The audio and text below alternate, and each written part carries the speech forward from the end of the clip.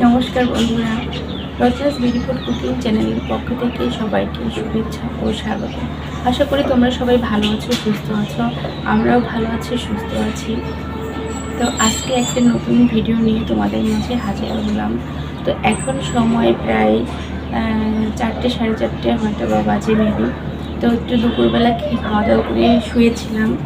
তো উঠে এখন ভাবলাম যে আজকে একটা নতুন রেসিপি, নতুন বলতে না আসলে একটা রেসিপি তৈরি করব। তার জন্য সবটা আসলে শুরু করব এখন। তো যাই হোক, কী তৈরি করছি বা কী তৈরি করব এখন তোমাদেরকে বলছি না কিছুই। তো কীভাবে কী করছি সেটা তোমাদের দেখাচ্ছি। তো সাথে থাকবে, পাশে থাকবে, তাহলেই দেখতে পারবে। ভিডিওটি প্রথম থেকে শেষ পর্যন্ত দেখবে। আর যারা আমার নতুন দর্শক আছো বা যারা আমার নতুন বন্ধুরা আছো, ভিডিও দেখছো, তারা অবশ্যই চ্যানেলটি সাবস্ক্রাইব করে পাশে থাকবে, সাথে থাকবে এবং ভিডিওটি অন্যদের মাঝে শেয়ার করে দেবে। তো চলো বন্ধুরা, যাই, কি করি, কি করছি দেখতে থাকো, সাথে থাকো।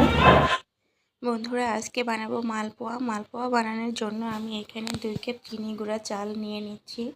তো দেখো বন্ধুরা, মেপে মেপে কিন্তু আমি 2 কাপ চিনি গুঁড়ো চালই নিয়ে নিলাম। তো এরপরে আমি হালকা একটু গরম জল করে নিয়েছি। গরম জল করে এবার চালগুলো আমি ভিজিয়ে রাখবো কিছুক্ষণ, যাতে চালগুলো তাড়াতাড়ি নরম হয়ে যায়। তো এরপরে আমি অনেকক্ষণ পরে চালগুলো নিয়ে নিলাম, নারকেল নিলাম, দুধ নিলাম এবং চাল এবার ব্লেন্ডার করে নেব।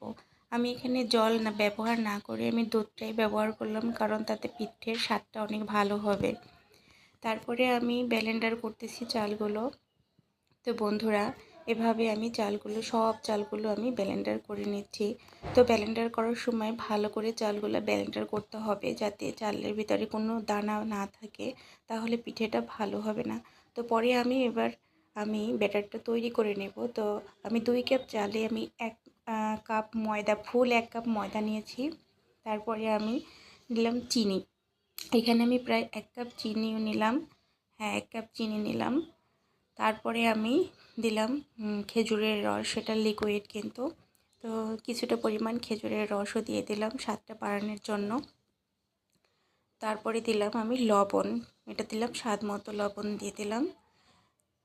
এবারে আমি মিক্সচার দিয়ে সুন্দর করে ব্যাটারটা তৈরি করে নিচ্ছি। আমি এখানে আরেকটু পরিমাণ দুধও ব্যবহার করেছিলাম, লিকুইড।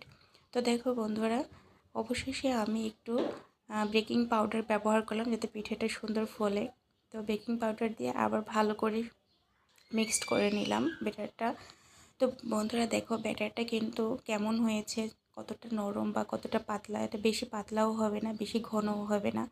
তো জাস্ট আমরা যে পিঠার ব্যাটার তৈরি করা কমপ্লিট। আমি পিঠা ভাজতে শুরু করেও দিলাম। দেখো বন্ধুরা, প্রথমে একটা পিঠা দিলাম, কতটা সুন্দর হয়েছে। তো প্রত্যেকটা পিঠাই আমি এভাবে সুন্দর করে ভেজে নিলাম। প্রত্যেকটা পিঠাই একদম বলের মতো ফুলে উঠেছিল। দেখো বন্ধুরা, কতটা সুন্দর হয়েছে পিঠাগুলো। যাই হোক, প্রত্যেকটা পিঠা খুবই সুন্দর এবং লোভনীয় দেখতে হয়েছিল। তোমরা বাসায় এভাবে তৈরি করে খেতে পারো বন্ধুরা। বন্ধুরা, পিঠা বানানো কমপ্লিট। এবার টেবিলে নিয়ে আসলাম, আমরা সবাই পিঠা খাবো। তো পিঠা খাওয়ার আগে তোমাদেরকে আগে দেখাচ্ছি পিঠার ভিতরে কেমন হয়েছে। দেখো বন্ধুরা, পিঠার ভিতরটা কিন্তু পুরোটাই সিদ্ধ হয়ে গেছে এবং পিঠার ভিতরে একটা নেট নেট একটা ভাব কেমন ছিল। তো এটা দেখেই বোঝা যাবে যে পিঠাটা কতটা পারফেক্ট হয়েছিল। তো আমি যে পদ্ধতিতে তৈরি করেছি, তোমরা বাসায় কিন্তু একই পদ্ধতিতে ট্রাই করে দেখতে পারো। যাই হোক, আজকে আর বেশি কথা বাড়াবো না, পিঠা খাবো। তোমাদেরও রইল দাওয়াত। আর যারা আমার চ্যানেলটি দেখছো বা ভিডিও দেখছো, তারা অবশ্যই চ্যানেলটি সাবস্ক্রাইব করে দেবে, লাইক কমেন্ট করবে, অবশ্যই শেয়ার করবে। যারা নতুন ভিডিও দেখছো, তারাও অবশ্যই চ্যানেলটি সাবস্ক্রাইব করে দেবে বন্ধুরা। তো আজকে আর বেশি কথা বাড়াচ্ছি না। তো তোমরা সবাই ভালো থাকবে, সুস্থ থাকবে, সবাই সাবধানে থাকবে, কারণ বর্তমানে দেশের পরিস্থিতি খারাপ চলছে। যাই হোক, শুভরাত্রি, নমস্কার, টাটা।